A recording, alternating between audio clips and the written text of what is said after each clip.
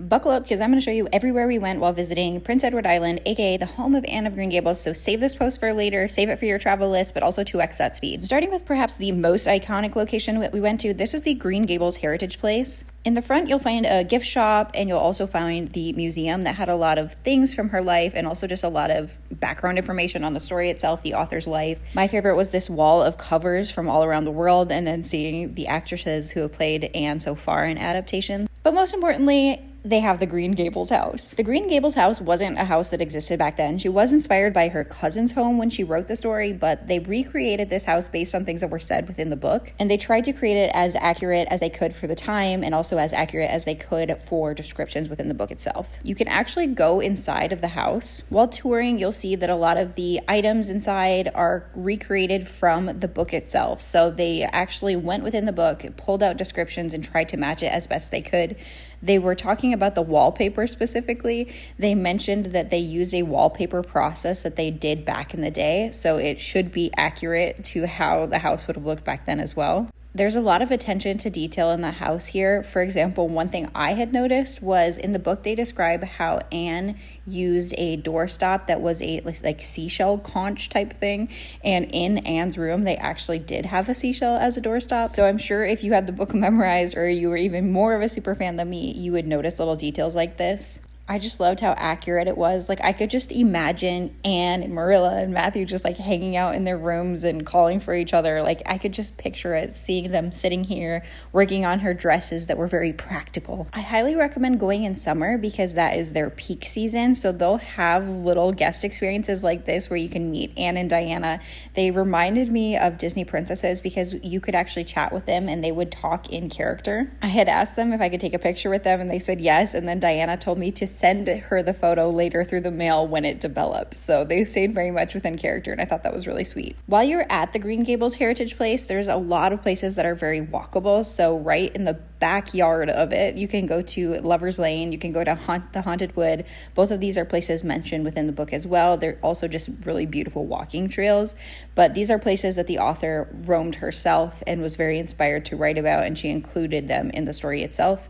You can also go to the Cafe Cordial Cafe, and you can have your own raspberry cordial craft soda, which was delicious but very sweet. You can also go to the bookshop, and at the bookshop and gift shop in the front, they have stamps where you can use the author's signature, and you can get the little Green Gables house stamp as well. So there are unique stamps depending on where you bought your book. I bought this green edition there because I wanted to find the greenest edition to buy it from Green Gables. I felt like it was very fitting. From here, you can also walk a very short distance to her final resting place, the Cavendish Cemetery, where she is buried alongside her husband. And just across the street from here, so once again, a very short walk, is the Montgomery Park. The park, they have a bronze statue depicting the author as well as several cats that I'll show you. It's super cute. This park was designed to commemorate her life, but also celebrate the founding families of Cavendish and the Avonlea Women's Institute. Also, I love that our girl was a cat lady. There's one cat.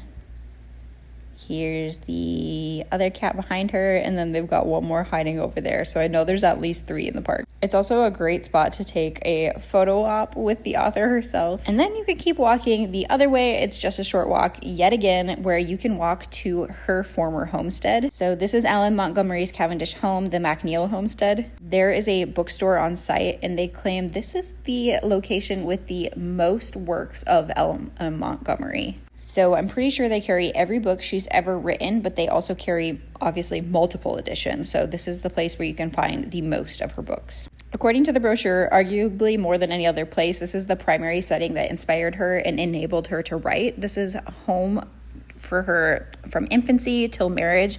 This is where she wrote Anne of Green Gables and hundreds of other short stories. I really love these postcards. As someone who collects postcards on her travels and then writes about the trip and then slips them in the books she bought, I was just really psyched to find actual Anne postcards. And here they have the stamp of the author as well, but you can also get a specific stamp that's for the homestead. So depending on where you buy your books, you just have a different experience, and I really love that. I happen to be wearing a green dress with puff sleeves, and the worker here loved it so much that she gave me a little bookmark with stamps on it. You can also sign the guest book, and then you can walk around the property. So The house is no longer standing, so you can just see kind of the foundation of where it was built, and you can walk around the pathways and learn a little bit more about her life. But it was still cool to know you're standing exactly where she once was. This is where she grew up. This is where she lived. And this was just kind of like a step back in time. Speaking of the founding families at the park, it's kind of ironic that one of them is Cullen. Sounds familiar, doesn't it? And now just a short walk up the road, you can go to the Avonlea Village. So Avonlea actually isn't a real place. It's a place that was created for the books, but they've embraced it. And now there's this little shopping restaurant village that you can go to. It's super cute. There's little boardwalks. No cars are allowed to drive in this little area. You can go to the Anne of Green Gables chocolate shop or the gift shop and just shop around and eat. I enjoyed seeing the cute little nightgown that looked like something Anne would wear. And make sure when you're driving around as well to look at all the signs. There's a lot of places named after the characters. Next up, we went to the Anne and Gilbert play.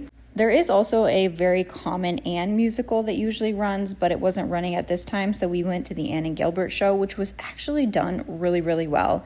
When you go to the show, you can even buy books on site there. You can get Canadian candies, you can get Anne's chocolates, you can get a raspberry cordial, and it was just a really fun show with really catchy songs. All right, now we're back in Charlottetown, which is by the airport. It's about 40-ish minutes to where we were earlier. They have another one of these Anne chocolate shops, just like in the Avonlea Village. And this is where I bought primarily all of my snacks and all of my gifts for friends and family. I also got the raspberry cordial as a slush, and it was very good. But talking about where to stay, we did stay in Charlottetown, which has a lot more to do than the other areas. There are like cute little kind of cabiny places you can stay in that might be more like picturesque and adorable, but we wanted to stay in Charlottetown because it was closer to the airport and there was a lot more to do. All of this little street shop area was within walking distance, and it was also really close to the water, so you could go walk and sit along the docks and you could see people fishing. There was tons of places to eat, and I would recommend staying in Charlottetown for sure. Out of the Anne of Green Gables stores, this was also my favorite one, so I preferred this one over the one in Avonlea. I felt like it just had a better selection and it was very cute. I do regret not buying these scarves, but as someone who lives in the desert, I just couldn't justify buying more scarves. The hotel that we stayed at was called the Delta, and as I mentioned, it was within walking distance to all of these shops. They even gave us a little welcome gift with some Anne chocolates and other snacks. Also in Charlottetown, just up the street, is Bookmark, a local indie bookstore, and they had a huge selection of Anne items and Anne books, so I definitely recommend going there. I bought a lot of things. There are a couple other bookstores in town. They'll have some Anne selections as well, especially some older Anne books, so if you're like an avid collector and you want an old book from way back when. We were only here for 2 days, so I missed out on the museum and her birthplace, as well as the Center for the Arts, so I would recommend going to those 3 places if you were also going to travel to Prince Edward Island. I'd also recommend booking with enough time to rent a car because we weren't able to, but details below in the caption, and let me know if you have any questions.